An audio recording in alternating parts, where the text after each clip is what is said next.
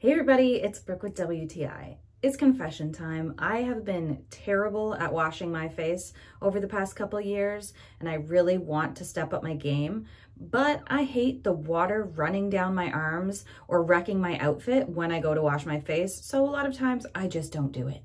But I found these Maiqufa microfiber wristbands, and I look forward to washing my face now because not only is my face gonna feel fresh, but my arms, countertop, and floor aren't gonna be soaking wet. I really love that it came in a multi-pack, so if I've got some that are drying from the morning, I've got more to use at nighttime and they're not gonna be all wet still. Another way I like to use them is to hold back my hair when I'm washing my face because they're nice and soft and thick, so I don't have to worry about it pulling on my hair. They are super absorbent and really nice and stretchy too. They're not gonna be tight on your wrist. I honestly forget that I'm even wearing them. They say hand wash, so I throw them in a little washing bag with my bras and put them on the delicate cycle, and they come out super nice and fresh.